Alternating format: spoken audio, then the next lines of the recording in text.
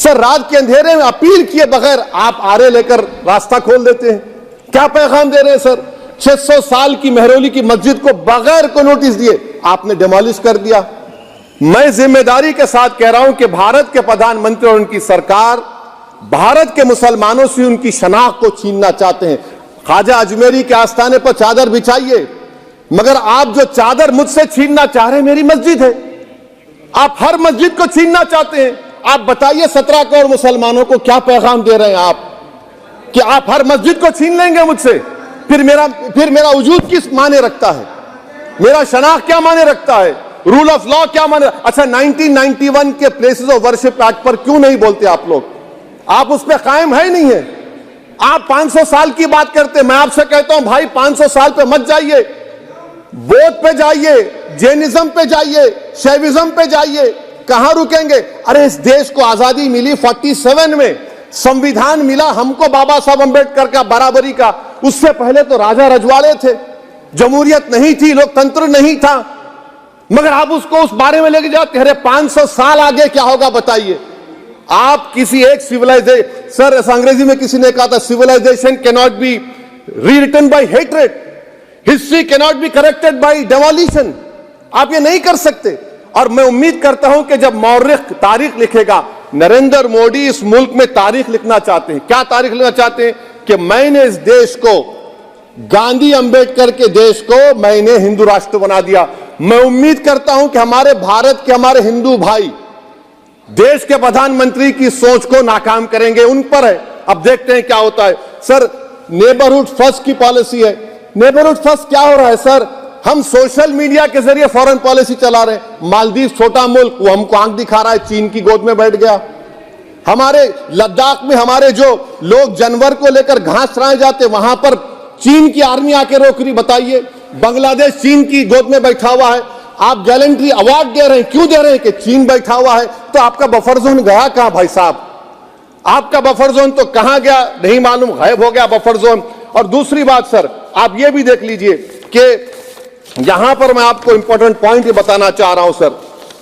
ये हम बोलते हैं India middle east economic corridor, कितना पैसा है बताइए? वो नहीं बताया जाता। अच्छा सर, सबसे तकलीफ दे बात मेरे लिए है कि भारत ने यूनेस्को का इलेक्शन पाकिस्तान से हार गया। हम पाकिस्तान से हार गए, ये आपकी फॉरेन पॉलिसी है। यूनेस्को के इलेक्शन हम पाकिस्तान से हार गए। अच्छा, मामला इजराइल का, फलस्तीन का, गाजा का आया। अक्टूबर में 10,000 लोग मर गए, हमने यूएन में सीज फायर की तायीद नहीं की। दिसंबर आया 20,000 मर गए, तो हमने तायीद कर दी। क्यों तायीद की? क्योंकि ग्लोबल साउथ को हमको फॉलो करना पड़ रहा। भारत ग्लोबल साउथ को फॉलो कर रहे, मेरे लिए तकलीफ दे बात है। यह आपकी नाकामी का बहुत बड़ा सबूत है। इसीलिए हम बता रहे हैं कि यह सरकार की बहुत से नाकाम। सर अलीगढ़ मुस्लिम यूनिवर्सिटी, आखिरी पॉइंट, अलीगढ़ मुस्लिम यूनिवर्सिटी। सर आप उत्तर प्रदेश से आते हैं। सर 81 में एक्ट पास हुआ। हमारा लॉ ऑफिसर कोर्ट में कहता है कि मैं पार्लियामेंट के एक्ट को नहीं मानता। कैसे नहीं मानते सर? क्या नरेंद्र मोदी ने पार्लियामेंट को नॉमिनेट किया या पार्लियामेंट ने नरेंद्र मोदी को प्रधानमंत्री बनाया? बताइए।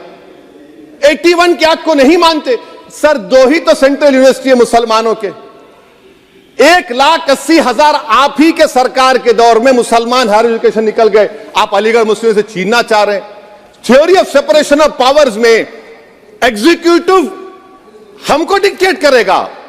मेरी आवाज तो पार्लियामेंट है, अब मेरी आवाज के खिलाफ एग्जीक्यूटिव सुप्रीम कोर्ट में बोलता है। अलीगढ़ मुस्लिम यूनिवर्सिटी से इतनी नफरत क्यों है आपको? वहां पर तो हिंदू भाई भी पढ़ते हैं। सर ये अलीगढ़ मुस्लिम यूनिवर्सिटी का मामला है सर। तो मैं आपसे इस बात पर, इस शेर पर अपनी बात को खत्म कर रहा हूं सर। आप भी उर्दू दां हैं जी। मसीहाओं को जब भी आवाज दी है, अहमद फराज का शेर है जी जी, मसीहाओं को जब भी आवाज दी है पलट कर आ गए हर बार कातिल। मसीहाओं को जब भी आवाज दी है पलट कर आ गए हर बार कातिल। वहां क्या दाद खाही क्या गवाही, वहां क्या दाद खाही क्या गवाही, जहां हो मुंसिफों के यार कातिल। सर मैं फिर से हुकूमत से मुतालबा करता हूं कि अल्पसंख्यक समाज के बजट के स्कॉलरशिप को आप डिमांड ड्रिवन करिए। भारत के प्रधानमंत्री प्रधान सेवक रहिए। आप कोई प्रीस किंग मत बन जाइए। आप जीतेंगे, कौन जीतेंगे देश तय करेगा। मगर याद रखिए 17 करोड़ मुसलमान आज गम और गुस्से में हैं और इस बात को महसूस कर रहे हैं, इस बात को महसूस कर रहे हैं कि प्रधानमंत्री को हम नोट नहीं दिए मगर हमारा प्रधानमंत्री है। आखिर ये प्रधानमंत्री 17 करोड़ मुसलमानों की उनकी शनाख्त को कैसे मिटा रहे हैं, कैसे उनको आप मार्जिनलाइज कर रहे हैं। इसीलिए सर मैं उम्मीद करता हूं कि हमारे सेक्युलरिज्म जो है वो, मैं पॉलिटिकल सेक्युलरिज्म कभी नहीं माना, जो सेक्युलरिज्म संविधान में लिखा गया उसकी हिफाजत करेंगे। मुल्क अहम है, वरना याद रखिए आप चुनाव जीते हारे, मगर अगर आप 17 करोड़ एक जनता को आप गैर यकीनी। धन्यवाद। माननीय सदस्यगण, 6 बजने वाले हैं, सदन की इजाजत हो तो 2 घंटा समय इसका बढ़ा दिया जाए। ठीक है श्री जी असदुद्दीन ओवैसी जी। मोहतरम चेयरमैन साहब, आपका बेहद शुक्रिया कि आपने मुझे सदर जमहूरिया के खुतबे पर बोलने का मौका दिया। सर, मैं हस्ब आदत और हस्ब रिवायत उसकी मुखालिफत में खड़ा हूं और सदर जमहूरिया के खुतबे को अगर आप देखेंगे सर, तो उसमें पूरे खुतबे में लफ्ज़ मुसलमान तो छोड़िए, लफ्ज़ अक़लियत भी इस्तेमाल नहीं हुआ है। और मैं बड़ी जिम्मेदारी के साथ आपके सामने अर्ज़ कर रहा हूं कि भारत में 14% मुसलमान जो आबादी के लिहाज से 17 करोड़ आते हैं, वो आज पिछले 10 साल में नरेंद्र मोदी की सरकार में अपने आप को एक गैर यकीनी कैफियत में पाते हैं, अपने सोचते हैं कि हमारी शनाख्त को ख़तरा है, हमारे वजूद को ख़तरा है। और मैं बड़ी जिम्मेदारी के साथ कह रहा हूं कि जज्बात में लाए बगैर कह रहा हूं कि आज 17 करोड़ मुसलमान अपने आप को ऐसा समझते हैं कि जिस ज़माने में हिटलर के ज़माने में यहूदी अपने आप को समझते थे। और उसकी मैं बताता हूं क्यों समझते हैं, बताता हूं आपको चंद मिनट में। सर, मिसाल के तौर पर आप देखिए खुतबे सदारत के हिस्से तहरीर का 32वां पैराग्राफ, 32 पैराग्राफ में ड्रॉप आउट रेट का जिक्र हुआ, स्कूलों में इंदराज यानी एनरोलमेंट का जिक्र हुआ, एससीज का नाम लिया गया, एसटीज का नाम लिया गया, ओबीसीज का नाम लिया गया, लफ्ज़ अक़लियत का नाम नहीं लिया गया, मुसलमान तो छोड़िए। और सबसे ज्यादा ड्रॉप आउट इस मुल्क में अगर स्कूलों में है तो मुसलमानों में है। सबसे कम एनरोलमेंट अगर है तो मुसलमानों में, हायर एजुकेशन में। गवर्नमेंट का डेटा है सर कि मुसलमानों का जो स्टूडेंट ड्रॉप आउट है वो 14.42 से क्लास 1 से शुरू होता और वो क्लास 6 और 8 को पहुंचे अब तक वो 10.76 को पहुंचता है। ये गवर्नमेंट का डेटा है, यानी क्लास 1 से क्लास 6 से 8 तक ये हाल है। आपने क्या किया सर इस बजट में? प्री मैट्रिक स्कॉलरशिप को सिर्फ 9th क्लास तक महदूद कर दिया और इसमें आपने पैसे कम कर दिए प्री मैट्रिक स्कॉलरशिप में। और सर 2022-23 का बजट आप देखिए, 5026 करोड़ रुपए दिए गए थे, जिसमें से सिर्फ 663 करोड़ इस्तेमाल हुए। अब आप आ जाइए सर, AISHE का डेटा है कि हायर एजुकेशन में मुसलमानों का 8.5 ड्रॉप आउट रेट हुआ है। 2020-21 में गवर्नमेंट का डेटा बता रहा है कि 1,80,000 मुसलमान हायर एजुकेशन में नहीं है।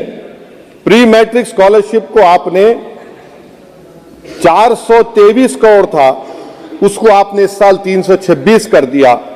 मौलाना आजाद फेलोशिप को 45 करोड़ कर दिया। MCM जो 44 करोड़ था 33 करोड़ कर दिया। बताइए, जो सबसे ज्यादा जिसका कम्युनिटी का ड्रॉप आउट रेट है और जो हायर एजुकेशन नहीं, उससे आप ये बर्ताव करते हैं। सर, दूसरी बात यह है कि हम ये देख रहे हैं कि 10 साल में इस सरकार में कोई हद नहीं छोड़ी है गलत हुक्मरानी की, नफरतों को भड़काने की, कोई हद नहीं छोड़ी गलत फहमियों को फैलाने की, और कोई हद नहीं छोड़ी इस मुल्क के अवाम नास को तर्क करने की। इस 10 साल में हमने क्या देखा सर? जमहूरियत हमारे वतन अजीज की को बचाना बहुत जरूरी है, ये गरीबों के लिए और कमजोरों की एक बहुत बड़ी ताकत है। मगर 10 साल में, 9.5 साल में क्या हुआ? सिर्फ एक शख्स को मजबूत कर दिया गया, एक मजहब को मजबूत कर दिया गया, एक आइडियोलॉजी, एक नजरिए को मजबूत कर दिया गया, एक शनाख्त को सब शनाख्त के आगे दूसरी शनाख्तों को मिटाने की कोशिश की गई, एक जबान को मजबूत कर दिया गया, तो हमारी जमहूरियत तो खोखली हो चुकी है। और सर, कोई भी हुकूमत और पार्टी सिर्फ जबर और इस्तेसाल पर कायम नहीं रह सकती है सर। दूसरा पॉइंट सर जो मैं आपके सामने अर्ज करना चाह रहा हूं, CAA के कानून के ताल्लुक से मरकजी एक वजीर ने अखबार में बयान दिया कि हम 8 दिन में करने वाले हैं। आप 8 दिन में करेंगे, 8 दिन में एहतजाज शुरू होगा मुल्क के कोने कोने में।